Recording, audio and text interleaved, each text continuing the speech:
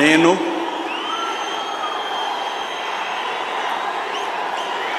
నారా చంద్రబాబు నాయుడు అనే నేను శాసనం ద్వారా నిర్మితమైన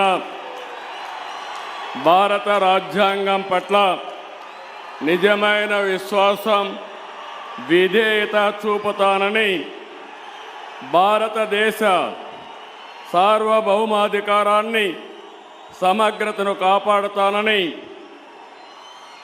ఆంధ్రప్రదేశ్ రాష్ట్ర ముఖ్యమంత్రిగా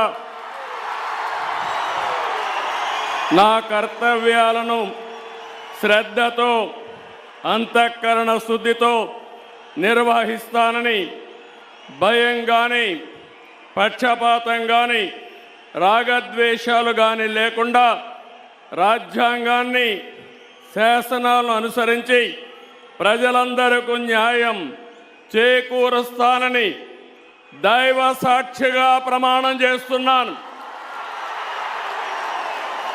నేను నారా చంద్రబాబు నాయుడు అనే నేను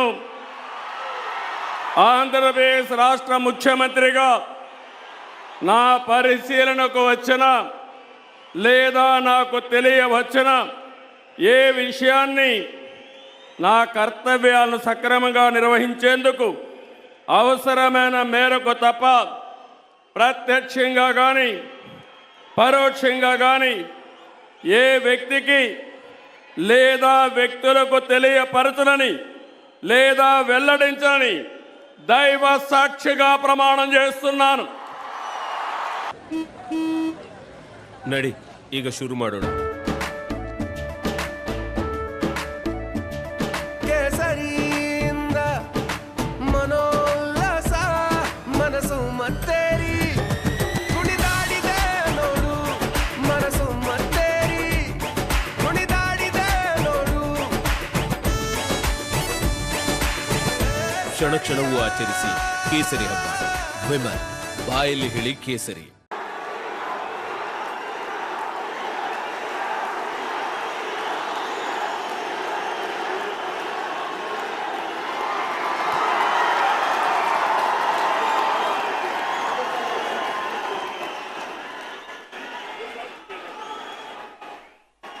ये बयान से हो जाता है इतिहास. हमें गर्व है कि हम वो पीढ़ी है जिसने इतिहास बनते देखा है. इतिहास भारत का, इतिहास विकास का, इतिहास एक ऐसा महान नेता का जो न सिर्फ भारत के हर घर में रहते हैं बल्कि हर भारतवासी के दिल में रहते हैं. वो है यशस्वी प्रधानमंत्री श्री नरेंद्र मोदी जी. ఈనాటి కార్యక్రమానికి ముఖ్య అతిథిగా విచ్చేసి అందరినీ అభినందించి ఆశీర్వదించడానికి మరికొద్ది క్షణాల్లో విచ్చే తరగల మీదగా నడుచుకుంటూ పరుచుకుంటూ సరిగమల పదనిసలతోటి తరలి వస్తున్నటువంటి అనుభూతి కలుగుతుంది. ఆ యొక్క అనుభూతిలోనే మీతో మాట పంచుకుంటూ గజదళం అశ్వదళం అభిముఖం అన్న రేంజ్లో క్షణం హృదయాన్ని మెత్తగా ఆత్మీయతతో సుభిష్టం చేసుకొని ఇవాళ రెట్టించిన ఉత్సాహంతో పటిష్టమైనటువంటి ప్రణాళికత కావచ్చు.